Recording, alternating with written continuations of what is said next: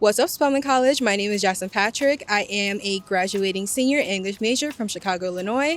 I'm here on behalf of the Career Planning and Development, and I am here with Tamika Jameson, formerly Tamika Newhouse. And come on, senior.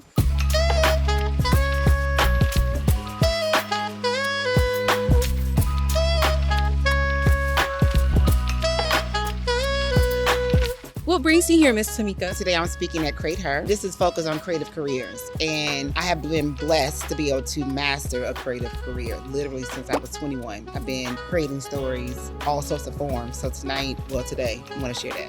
A lot of people do not understand that there's different layers to writing careers, and these are the different types of direct paths as well as adjacent opportunities. So there's being a novelist, poet, spoken word artist, screenwriting and TV writing. I've done screenwriting, haven't done playwriting, journalist and essayist. I've done that. I even have a digital magazine on medium.com called AANBC Journal. Content writing and copywriting. Content writing can consist of a myriad of things, from newsletters, pitch letters, to presentations, grant writing, and technical writing. These adjacent opportunities align with direct paths. So being a book editor or developmental editor, that dives into being a novelist. Being a literary agent, that also dives into being a part of publishing or the film industry.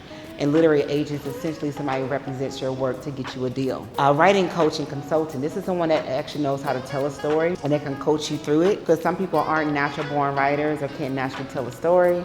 So that's where the writing coaches come into play. Often I say to people, everybody has a story to tell, but can you actually tell it? And then if you can tell it, how do you plan to tell it? These are my top titles. Ultimate No-No, that's my very first project. I actually put out the Ultimate No-No when I was 21. That book is what I ended up getting a major book deal with a major publisher without an agent. I actually accomplished that journey on my own. How I did that essentially was, when I put out this book, I independently put it out. You know how an artist will put out an album independently?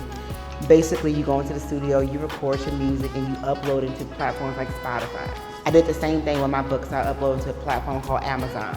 There's also third-party distributors that will get your books into Barnes & Nobles or Walmart and all that, and I did all those steps. I figured out what bookstores I wanted to go to, what media outlets that I needed to connect with, and I pitched it myself. Even if you pick a path that you really want to conquer, you don't want to kind of just sit back and wait for people to be like, oh, you're good, I like what you got going on.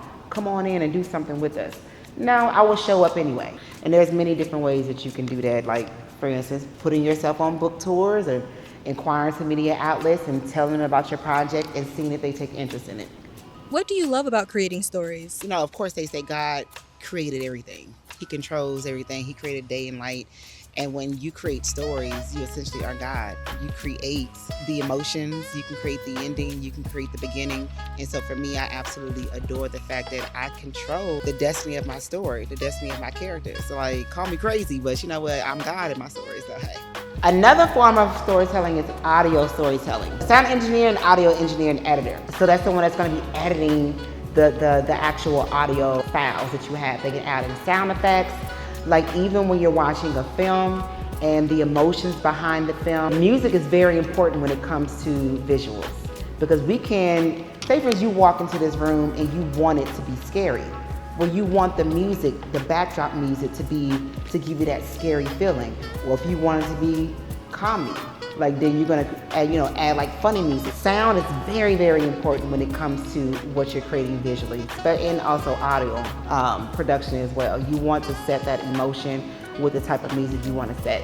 Also, an audio engineer, if someone is walking into the room, they may add footsteps, closing of the door, taking deep breaths. They add all those elements to really beef up the experience overall. Now, your adjacent opportunities could be an author who narrates their own work, which I've done. Social media content creator, audio.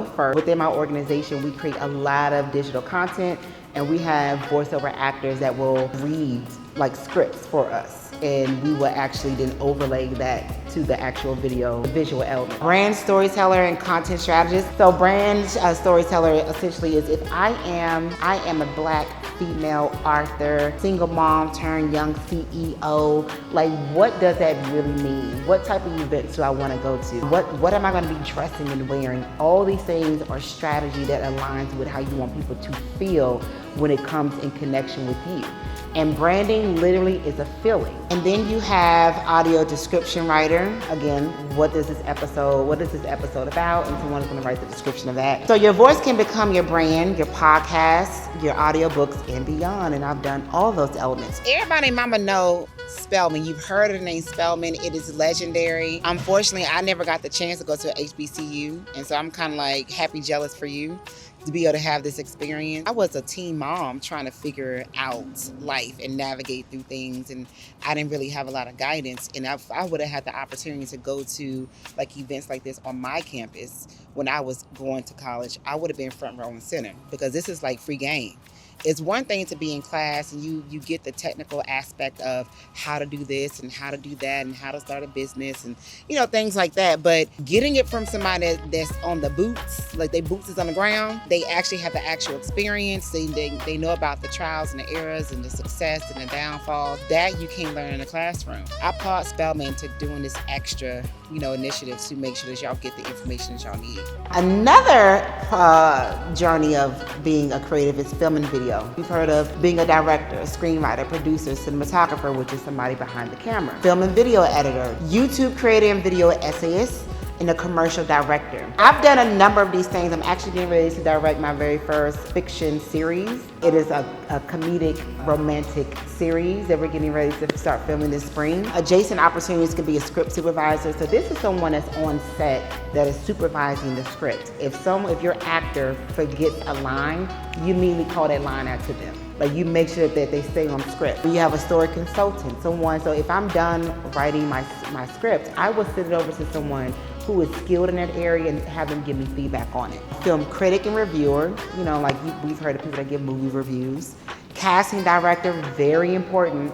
Casting is a skill set. You want to make sure that you cast the right person in the role that can really convey those emotions. Content creator for brands. So if I get an endorsement deal with like Johnson & Johnson or Coca-Cola, and I do like videos based on me using their products, that's essentially what that is. Music video editor, TikTok, Instagram video strategist, film festival programmer. I do that too. So your vision can become cinema, from shorts to features to series. Now, Miss Tamika, I heard that you're an entrepreneur. Yeah, I don't work for nobody. I don't like doing it. I know that's right. If you have a lesson for young entrepreneurs today, what would you like to share with them?